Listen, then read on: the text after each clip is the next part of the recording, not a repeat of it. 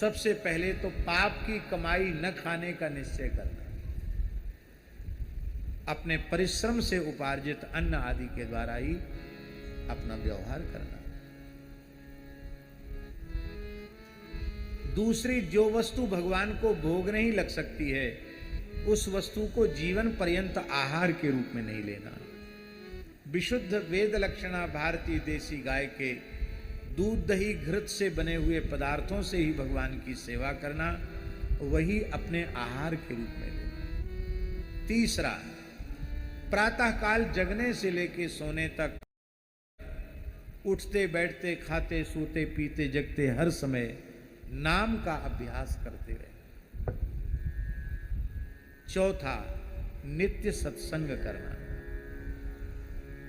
अब तो विज्ञान के माध्यम से इतने अच्छे साधन हो गए हैं कि आपकी जिस संत की वाणी में श्रद्धा हो उसकी वाणी आप रोज सुन सकते हैं। हमारे कहाँ गए कैलाश जी? कैलाश जी ने एक मशीन बनाई है, संत वाणी। एक छोटी सी रेडियो जैसी है और उसमें कितने घंटे का है? 1000 घंटे का सत्संग है उसमें। कितना ले साहब? रोज 1 घंटा सुनो तो 1000 दिन की तो छुट्टी मिल गई। नित्य सत्संग कितने हो गए? 4 हो गए। 5वां साधन है नित्य स्वाध्याय। स्वाध्याय में भगवत प्राप्ति के पथ के पथिक के लिए भगवत प्रेरणा से, संतों की गुरुजनों की प्रेरणा से दास ने 5 ग्रंथों का चयन किया है। 5 ग्रंथ ही पर्याप्त हैं। पहला, श्रीमद् भगवद गीता। मनुष्य मात्र के कल्याण के लिए भगवान ने अर्जुन को माध्यम बनाकर श्रीमद् भगवद गीता का उपदेश किया। दूसरा ग्रंथ है श्रीमद् भागवत। गीता प्रेस की श्रीमद् भागवत की पोथी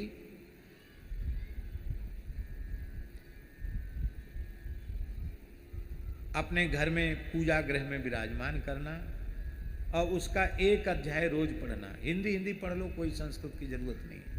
रोज 1 अध्याय पढ़ना, बाँच के सुनाना।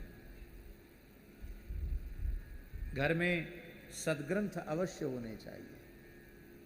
केवल हिंदी पढ़ना चाहते हो तो गीता प्रेस से छपा हुआ भागवत शुक सुधा सागर, वो केवल हिंदी है, श्लोक क्रम से है, उसको रख सकते हो। नहीं तो 2 खंड में है, एक तरफ संस्कृत है एक तरफ हिंदी है।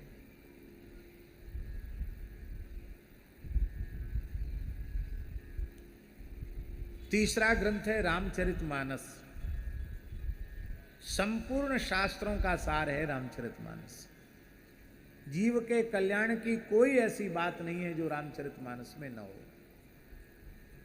ये किसी संप्रदाय विशेष का नहीं, मनुष्य मात्र का ग्रंथ है जो भी प्रभु प्राप्ति के पथ पर अग्रसर होना चाहता है। कितने ग्रंथ हो गए?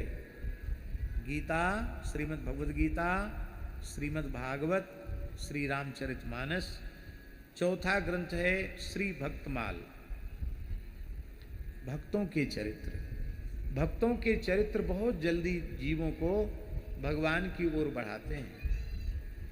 भक्त चरित्र, भक्तमाल ग्रंथ।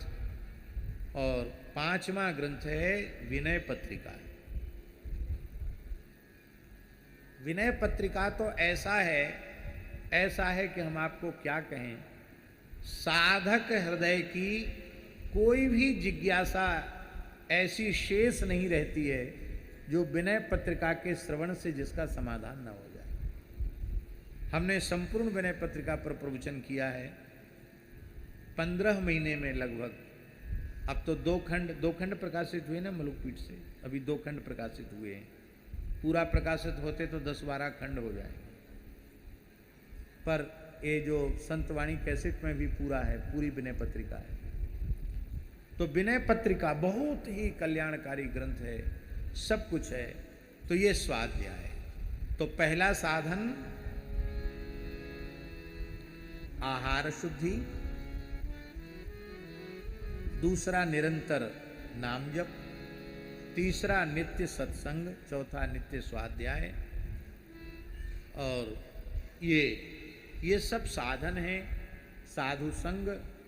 इनको लगातार करते रहते फिर अपने आप शरीर संसार से वैराग्य होगा, और जितने अंश में शरीर संसार से वैराग्य होगा उतने ही अंश में भगवत प्रेम जागृत हो जाएगा।